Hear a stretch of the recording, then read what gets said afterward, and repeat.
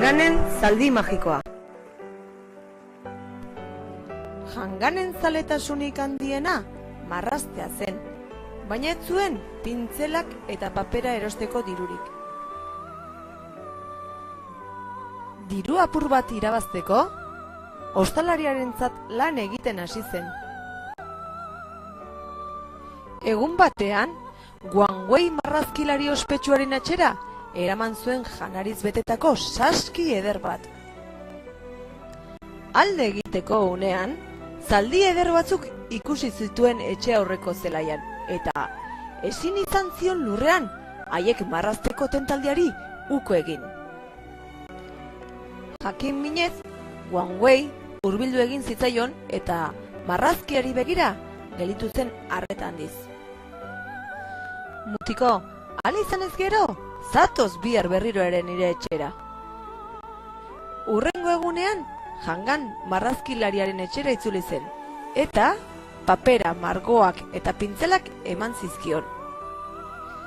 Janganek egun sentitik iluna barrera arte marrazten zuen. Zaldiak marraztea zuen gogokoen, eta haiei bizi itxurarik handiena ematen saiatzen zen. Gau ilun eta isil batean, Jangan etxean lanen ari zela, gerlari handi bat agertu zen etxeko atean. Gabon, Jangan, bihar gerrara joan behar dut, eta marraztuko altzen idake zaldi ausart eta indartsu bat niretzat? Jangan bihotz osoz marrazten hasi zen, baina marraztutako zaldiak ez zuen bizi hartu nahi. Saiatu naiz, baina ez da posible, sentitzen dut, zaldi bat lortu beharko duzu. Egindako azken marrazkia simurtu eta surtara bota zuen. Paperak sua ikutu zuen unean, zaldi bikain batek jauzi egin zuen sugarretatik. Gerlariak zaldiaren gainera jauzi eta gauaren iluntasunean desagertu ziren biak. Zaldiark ez zuen ez urik, ez janaririk, ez atxedinik behar. Gerlaria berriz, inoiz ez zen horren ahaltsu sentitu.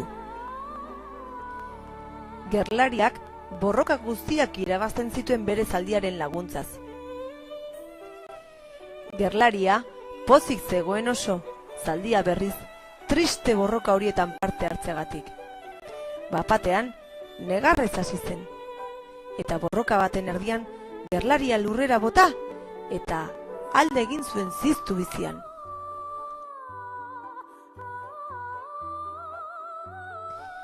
Gerlaria, etxita, zaldiaren bila abiatu zen.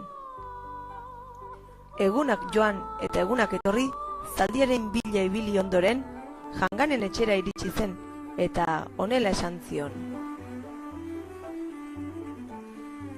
Zuk emandako zaldia desagertu egin da, baldakizu nun dagoen?